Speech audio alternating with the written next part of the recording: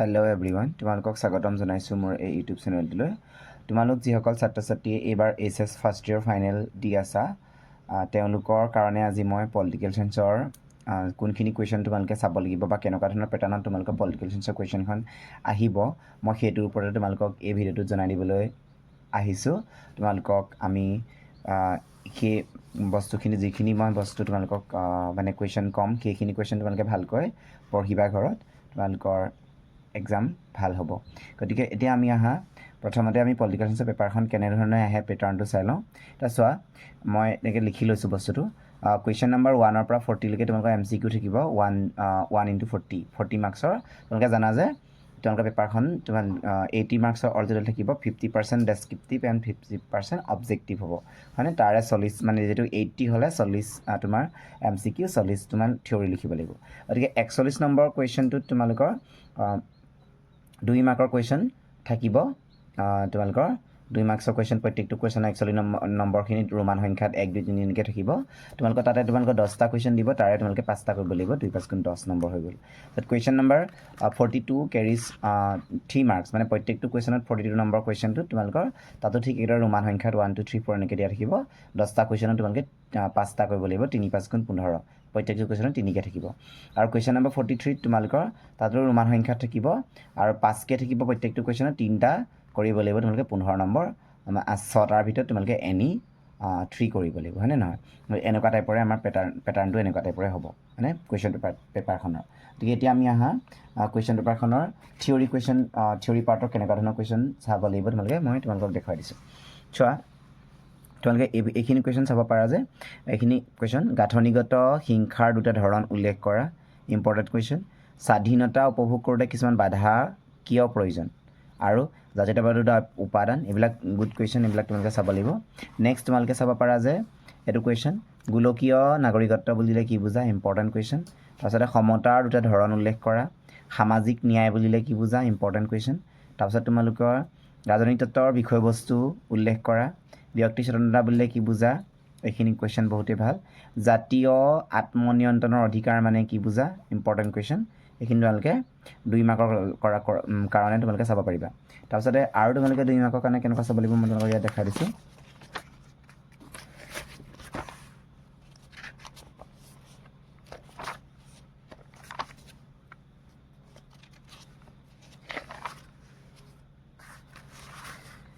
এইটো চাব পাৰা তোমালোকে, ভাৰতবৰ্ষত ন্যায়পালিকাৰ স্বাধীনতা সুৰক্ষিত কৰাৰ 2টা উপায়, ভাৰতবৰ্ষত ন্যায়পালিকাৰ স্বাধীনতা সুৰক্ষিত কৰাৰ 2টা উপায়, এইটো এটা কুৱেশ্যন চাব পাৰা।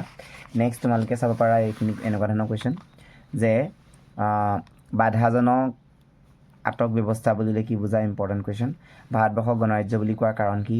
তাৰপিছতে তোমালোকৰ মৌলিক অধিকাৰ ৰাষ্ট্ৰৰ পৰিচালনা নিৰ্দেশাত্মক নীতিৰ মাজত থকা পাৰ্থক্য লিখিবলৈ আহিব পাৰে। ভাৰতীয় সংবিধানৰ 2টা বৈশিষ্ট্য, ইম্পৰ্টেণ্ট কুৱেশ্যন এইখিনি। তাৰপিছতে তোমালোকৰ সাৰ্বজনীন প্ৰাপ্তবয়স্ক ভোটাধিকাৰ বুলিলে কি বুজা, অসমৰ পৌৰ পৰিষদৰ 2টা কাৰ্য উল্লেখ কৰা, এইখিনি গুড কুৱেশ্যন হয়, এইখিনি চাব পাৰা। তাৰপিছত তোমালোকৰ 3 নম্বৰ লগা কুৱেশ্যন কেনেকুৱা টাইপৰ আহিব পাৰে আমি সেইখিনি তোমালোকক ইয়াত আলোচনা কৰি দেখাই আছোঁ মই। তাৰপিছত চাব লাগিব তোমালোকে 3 নম্বৰ লগা কুৱেশ্যনৰ কাৰণে ভাৰতীয় সংবিধানৰ একাত্মক বৈশিষ্ট্য সম্পৰ্কে চমুকৈ লিখা, এনেকুৱা ধৰণৰ কুৱেশ্যন আহিব পাৰে। ভাৰতীয় সংবিধানৰ মূল গাঁথনি সম্পৰ্কে থকা বিতৰ্কটো বিশ্লেষণ কৰা, সংসদে কাৰ্যকালিকা কেনেকৈ নিয়ন্ত্ৰণ কৰে, সংবিধান এক গণতান্ত্ৰিক পৰিৱৰ্তনৰ মাধ্যম হিচাপে বিশ্লেষণ কৰা, এইখিনি তোমালোকৰ 3 নম্বৰ লগা কুৱেশ্যন আহিব পাৰে। তাৰপিছত তোমালোকৰ সংবিধানৰ প্ৰধান উৎসসমূহ আলোচনা কৰা, ইম্পৰ্টেণ্ট কুৱেশ্যন।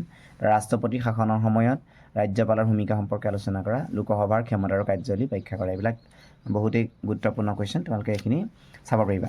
তাৰপিছত তোমালোকৰ আৰু 3 নম্বৰ লগা কুৱেশ্যন কেনেকুৱা চাব লাগিব ইয়াত তোমালোকক মই দেখাই দিছোঁ। এইখিনি চাব পাৰা যে সমসাময়িক সময়ত শান্তিৰ বিভিন্ন প্ৰত্যাহ্বানসমূহ বিশ্লেষণ কৰা, এইখিনি ভাল প্ৰশ্ন, এইখিনি তোমালোকে চাব পাৰিবা। তাৰপিছত তোমালোকে চাব পাৰিবা, এইটো খুব পৰীক্ষাত দি থাকে, এইটো JS মিলৰ স্বাধীনতা ধাৰণাটো ব্যাখ্যা কৰা, ইম্পৰ্টেণ্ট কুৱেশ্যন। তাৰপিছত অধিকাৰ আৰু কৰ্তব্যৰ মাজৰ সম্পৰ্ক, তোমালোকে চাব লাগিব। এই কুৱেশ্যনটো প্ৰত্যেকবাৰে পৰীক্ষাত অহা দেখা যায়, এইটো তোমালোকে একদম চিয়'ৰ, মানে এইটো চাবাই। জন ৰাউলছৰ ন্যায়ৰ তত্ত্বটো বিশ্লেষণ কৰা, মষ্ট ইম্পৰ্টেণ্ট কুৱেশ্যন। নাগৰিক আৰু বিদেশীৰ মাজৰ পাৰ্থক্য, এইখিনি এটা বহুতেই ভাল প্ৰশ্ন। তোমালোকে আৰু 2 মাৰ্কৰ কাৰণে বা আৰু তোমালোকৰ কি চাব লাগিব মই তোমালোক দেখাই দিছোঁ। ইয়াত চোৱা, তোমালোকে 2 মাৰ্কৰ কাৰণে আৰু কুৱেশ্যন চাব লাগিব এনেকুৱা ধৰণৰ। স্বতন্ত্ৰতাৰ 2টা দিশ উল্লেখ কৰা, ইম্পৰ্টেণ্ট কুৱেশ্যন। অৰ্থনৈতিক অসমতা মানে কি, এইটো চাব পাৰা। সামাজিক ন্যায় অৰ্থটো ব্যাখ্যা কৰা ইম্পৰ্টেণ্ট কুৱেশ্যন তাৰপিছত তোমালোকে ৰাজনীতিৰ সংজ্ঞা দিয়া এইবিলাক ভাল প্ৰশ্ন এইবোৰ চাব পাৰা তাৰপিছতে তোমালোকে চাব লাগিব ধৰ্মনিৰপেক্ষতাৰ দুটা বৈশিষ্ট্য তাৰপিছতে আৰু 2 মাৰ্কৰ কুৱেশ্যন কি চাবা তোমালোকক দেখুৱাই দিছোঁ মই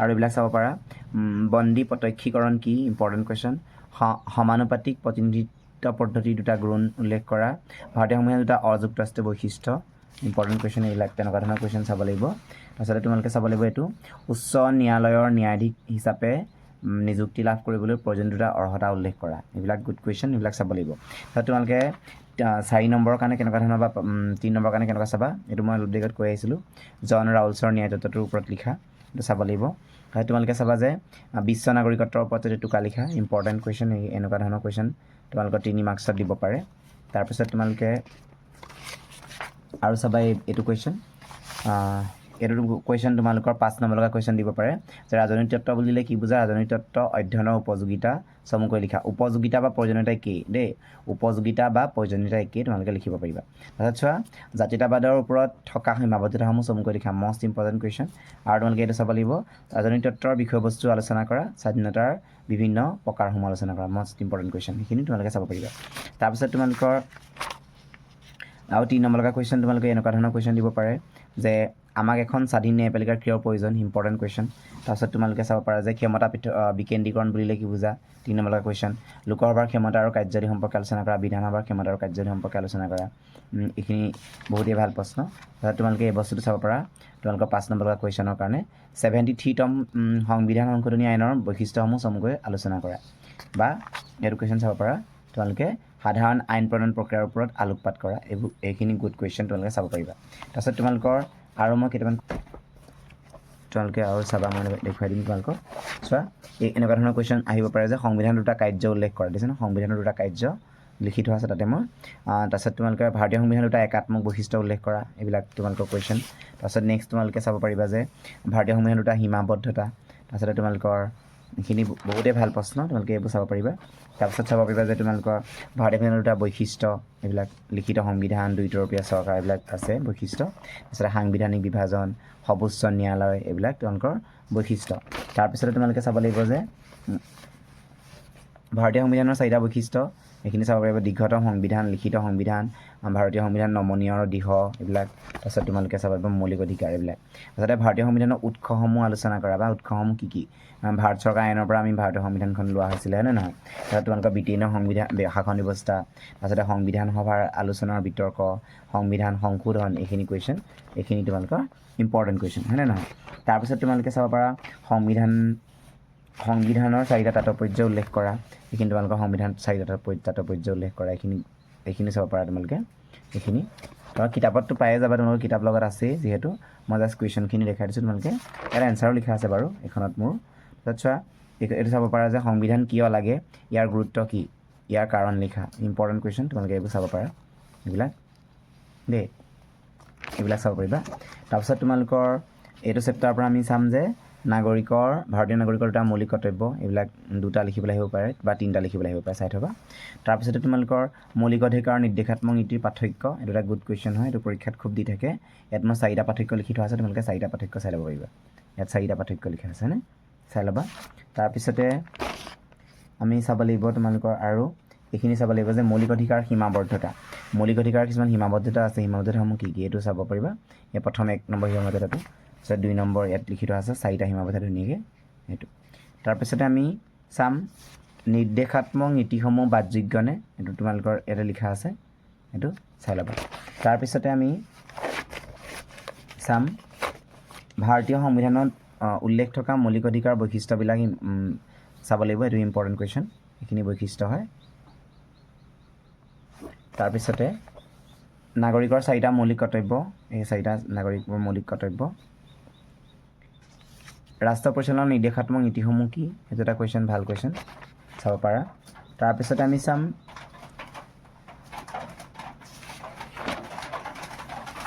তোমালোকে এইটো চাব পাৰা যে অনুপ্ৰাণিত প্ৰতিনিধিত্ব কি ইয়াৰ ভাগ কেইটা কি ইম্পৰ্টেণ্ট কুৱেশ্যন এইটো চাব পাৰা ইয়াৰ ভাগ 2টা এইটো ফেয়াৰ প্ৰথা বা তালিকা প্ৰথা ইম্পৰ্টেণ্ট কুৱেশ্যন চাব পাৰিবা তোমালোকে এইটো চাব পাৰা সীমা নিবন্ধন আয়োগ কোনে নিযুক্তি দিয়ে আৰু ইয়াৰ প্ৰধান কাৰ্য কি ইম্পৰ্টেণ্ট এইটো চাব পাৰা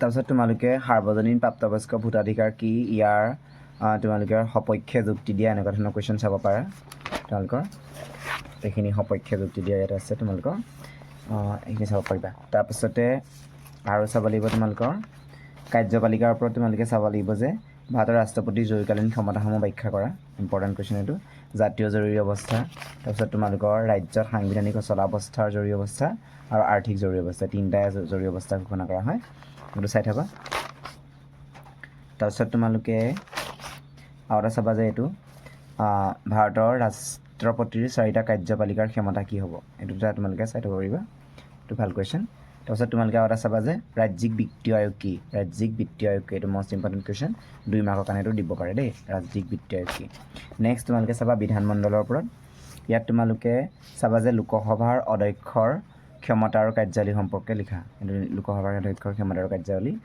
তোমালোকৰ ইয়াতে আছে তোমালোকে চাই ল'ব পাৰিবা এইখিনি তাৰপিছতে আমি আৰু চাব লাগিব তোমালোকৰ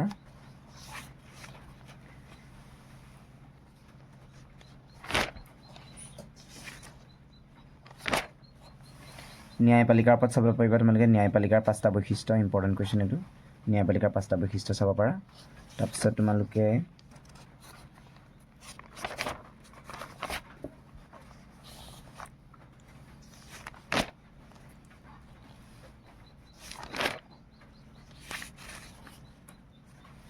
চাবা তোমালোকে অৱশিষ্ট ক্ষমতা মানে কি আৰু তোমালোকে ভাৰতবৰ্ষৰ কোনে এই ক্ষমতা প্ৰয়োগ কৰিব পাৰে এইটো চাব পাৰিবা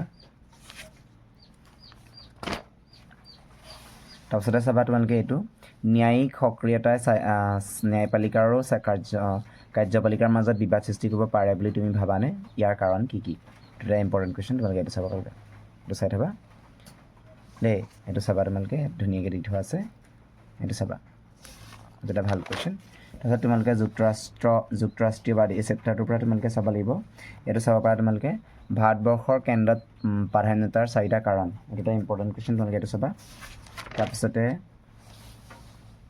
এইটো চাবা যে কেন্দ্ৰ আৰু ৰাজ্যিক চৰকাৰৰ মাজত ক্ষমতাৰ বিতৰণৰ কেইখন সূচী আছে এইটো চাব পাৰা তোমালোকে তাৰপিছতে তোমালোকে যুক্তৰাষ্ট্ৰবাদৰ বৈশিষ্ট্যসমূহ তোমালোকে জানাই এইটো 2 ধৰণৰ চৰকাৰ থাকে নাগৰিকৰ 2 ধৰণৰ পৰিচয় তাৰপিছত লিখিত সংবিধান এইবিলাক জানা তোমালোকে সেইখিনি চাব পাৰা তাৰপিছতে এইটো কুৱেশ্যন ভাল চাব পাৰা তোমালোকে ভাৰতীয় সংবিধানৰ অযুক্তৰাষ্ট্ৰীয়বাদ বা একাত্মক বৈশিষ্ট্য অযুক্তৰাষ্ট্ৰীয় বা একাত্মক একেটা বস্তুৱে তাৰ বৈশিষ্ট্য কি একক নাগৰিকত্ব হ'ব পাৰে তাৰপিছত নেক্সট তোমালোকৰ ক্ষমতাৰ বিতৰণৰ কেন্দ্ৰ প্ৰাধান্য হ'ব পাৰে সংবিধানৰ প্ৰাধান্যতা হ'ব পাৰে আৰু কেন্দ্ৰীভূত ন্যায়িক ব্যৱস্থা 4টা লিখা আছে তোমালোকে 4টা লিখিলে হ'ব তাৰপিছতে তোমালোকে স্থানীয় চৰকাৰৰ এই চেপ্টাৰটোৰ পৰা চাব লাগিব স্থানীয় স্বায়ত্তশাসনৰ কাক বোলে স্থানীয় স্বায়ত্তশাসনৰ 3টা বৈশিষ্ট্য এইবিলাক চাব পাৰা তাৰপিছতে তোমালোকে আৰু চাবা যে এইটো বস্তু চাব পাৰা যে অসম পঞ্চায়ত আইন 1994 অনুসৰি গাঁও পঞ্চায়তৰ 4টা কাৰ্য ইম্পৰ্টেণ্ট কুৱেশ্যন গাঁও পঞ্চায়তৰ কাৰ্য তাৰপিছতে তোমালোকে এইটো চাব পাৰা যে 1994 চনত অসম পঞ্চায়ত আইনৰ বৈশিষ্ট্যসমূহ কি আছিলে ইম্পৰ্টেণ্ট কুৱেশ্যন তাৰপিছতে আঞ্চলিক পঞ্চায়তৰ 4টা ক্ষমতা আৰু কাৰ্যাৱলী ইম্পৰ্টেণ্ট এইটো চাব পাৰা তোমালোকে তাৰপিছতে জিলা পৰিষদৰ কাৰ্যাৱলী চাব পাৰা এইখিনি তোমালোকৰ ভাল কুৱেশ্যন এইটো চাব পাৰা তাৰপিছতে তোমালোকে ৰাজ্যিক নিৰ্বাচন আয়োগ কি এইটো চাব পাৰা তোমালোকে দেই সেইটো কুৱেশ্যন চাই থাকা ৰাজ্যিক বিত্ত আয়োগৰ কথা আমি ক'লোৱে তাৰপিছত তোমালোকে সংবিধানৰ 42তম সংশোধনীৰ ওপৰত যদি টোকা লিখা এইটো চাব পাৰা তোমালোকে তাৰপিছতে তোমালোকে আৰু চাব লাগিব তোমালোকে এইটো বস্তু ভাৰতীয় সংবিধানৰ 4টা আখৰা ইম্পৰ্টেণ্ট কুৱেশ্যন এইটো 4টা আখৰা ইয়াতে তোমালোকৰ দিয়া আছে তাৰপিছতে তোমালোকৰ নেক্সট চাব পাৰিবা যে তোমালোকে এইটো বস্তু চাব পাৰা যে সংবিধানক কিয় জীৱন্ত দলিল আখ্যা দিয়া হয় এইটো এটা গুড কুৱেশ্যন 2 মাৰ্কৰ কাৰণে দিব পাৰে তাৰপিছত তোমালোকে আৰু চাব পাৰিবা তোমালোকে এইটো বস্তু ভাৰতীয় সংবিধানখন নমনীয় নে অনমনীয় বুজাই লিখা ভাৰতীয় সংবিধানখন নমনীয় নে অনমনীয় বুজাই লিখা এইটো চাব পাৰা তোমালোকে তাৰপিছত তোমালোকৰ ইয়াৰে MCQ এনেকুৱা ধৰণৰ দিব পাৰে যে ভাৰতীয় সংবিধান সভাৰ স্থায়ী সভাপতি কোন ৰাজেন্দ্ৰ প্ৰসাদ ভাৰতীয় সংবিধানৰ খচৰা সমিতিৰ সভাপতি কোন আছিল ডক্টৰ বি আৰ আম্বেদকাৰ এইখিনিৰ পৰা তোমালোকে MCQ পাব পাৰা ভাৰতীয় সংবিধানত কিমানটা অনুচ্ছেদ আৰু অনুসূচী আছে এইবিলাক চাব পাৰা 395 তাৰপিছত 10টা এইখিনি তাৰপিছতে তোমালোকৰ প্ৰস্তাৱনাটো মূল সংবিধানৰ এটা অংগ হয়নে নহয় হ'ব। তাৰপিছতে তোমালোকৰ এইটো চাব পৰা ভাৰতীয় সংবিধানৰ কাৰ্যকৰী আৰু বলবৎ কেতিয়া হৈছিল 1950 চনৰ তোমাৰ 26 জানুৱাৰী। ভাৰতীয় সংবিধান কেতিয়া গ্ৰহণ কৰা হয় 1949 26 নৱেম্বৰ, হয়নে নহয়। ভাৰতীয় সংবিধানত কিমানটা অধ্যায় আছে 22টা, সেইখিনি তোমালোকে চাব পাৰা। তাৰপিছত তোমালোকৰ এইটো চাব পাৰা যে মৌলিক অধিকাৰ আৰ্হি কোনখন দেশৰ পৰা লোৱা হৈছিল, আমেৰিকাৰ পৰা লৈছিলে। ভাৰতীয় সংবিধানৰ কিমান সংশোধনী মতে সম্পত্তি অধিকাৰ বাতিল কৰা হৈছে 44th সংশোধনী। এইখিনি তোমালোকৰ ভাল কুৱেশ্যন, এইবিলাকত দিব পাৰে। ভাৰতীয় সংবিধানৰ কোনটো অধ্যায়ত ৰাষ্ট্ৰৰ নিৰ্দেশাত্মক নীতি অন্তৰ্ভুক্ত আছে 4th অধ্যায়ত। আচলতে তোমালোকে চাব পাৰা ধৰ্মনিৰপেক্ষ শব্দটো সংবিধানৰ কোনটো সংশোধনীত সন্নিৱিষ্ট কৰা হৈছে 42টা সংশোধনীত লোৱা হৈছিলে। তাৰপিছতে কোন সংশোধনী আইনে ছিকিমক ভাৰতৰ লগত সংযোগ কৰে 35 হয়। সংবিধানৰ কোনটো অনুসূচীত অসমীয়া এটা ভাষাৰ স্বীকৃতি দিয়া হৈছে 8ম অনুসূচী। তাৰপিছতে কিমানতম সংশোধনী আইনৰ জৰিয়তে কেন্দ্ৰীয় সংসদৰ হাতত মৌলিক অধিকাৰ সংশোধনৰ ক্ষমতা প্ৰদান কৰা হৈছে 24তম। তাৰপিছতে তোমালোকে ভাৰতীয় সংবিধানৰ কিমানতম সংশোধনী অনুসৰি পঞ্চায়তী ৰাজ অনুষ্ঠানসমূহক সাংবিধানিক মৰ্যাদা প্ৰদান কৰিছিল 73। এইটো চাই থবা, এইবিলাক MCQত অহা চান্সেছ আছে। তাৰপিছত তোমালোকে এইটো চাব পাৰা জাতীয়তাবাদৰ 4টা সীমাবদ্ধতা, ইম্পৰ্টেণ্ট কুৱেশ্যন। জাতীয়তাবাদৰ সীমাবদ্ধতা এইটো তোমালোকে চাব পাৰিবা। তাৰপিছত চাব লাগিব তোমালোকে ধৰ্মনিৰপেক্ষ, ভাৰতৰ ধৰ্মনিৰপেক্ষতাবাদৰ বৈশিষ্ট্য, এটা গুড কুৱেশ্যন, এইটো চাব পাৰা। তোমালোকে 6 মাৰ্কছৰ কুৱেশ্যন দি দিব পাৰে। তাৰপিছতে তোমালোকে আৰু চাব পাৰা যে এইটো চাব পাৰা ভাৰতীয় ধৰ্মনিৰপেক্ষতাৰ প্ৰতি অহা 5টা ভাবুকি উল্লেখ কৰা। এইকেইটা ভাবুকিকেইটা ইম্পৰ্টেণ্ট হয়, এইটো চাব পাৰা তোমালোকে। তাৰপিছতে তোমালোকে নেক্সট আৰু কুৱেশ্যন আমি চাব লাগিব, এইটো বস্তু চাব পাৰা তোমালোকে বিকাশৰ 3টা বৈশিষ্ট্য, বিকাশৰ 3টা বৈশিষ্ট্য, এইকেইটা বিকাশৰ 3টা বৈশিষ্ট্য লিখা আছে। তাৰপিছতে তোমালোকে ইয়াত তোমালোকে চাব পাৰা যে এইটো বস্তু এছপেক্ট অফ পলিটিকেল ডেভেলপমেণ্ট গ্ৰন্থখন কোনে লিখিছিল, লুচিয়ান ফায়ে। UNDPৰ সম্পূৰ্ণ ৰূপ কি, ইম্পৰ্টেণ্ট কুৱেশ্যন। নৰ্মদা বচাও আন্দোলনৰ লগত জড়িত কোন আছিল, মেধা পাটকাৰ। এইবিলাক তোমালোকৰ MCQত সুধিব পাৰে। ৰাজনৈতিক বিকাশৰ ধাৰণাটোৰ বিষয়ে বিস্তৃতভাৱে আলোচনা কৰা এজন চিন্তাবিদ লুচিয়ান, এইবিলাক চাব পাৰা। তাৰপিছত তোমালোকে এইবিলাক চাব পাৰা চাৰ্কৰ সম্পূৰ্ণ ৰূপটো কি, South Asian Association for Regional Cooperation. এইবিলাক তোমালোকৰ ভাল কুৱেশ্যন, তোমালোকে এইবিলাক চাব পাৰিবা।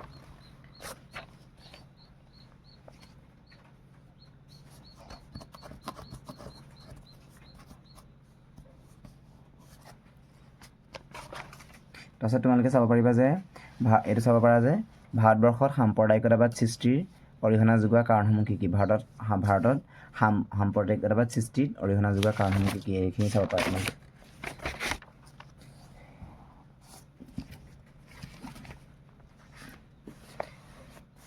এইখিনি আছিলে আজি আমাৰ তোমালোকক পলিটিকেল চায়েন্সৰ কুৱেশ্যনখিনি।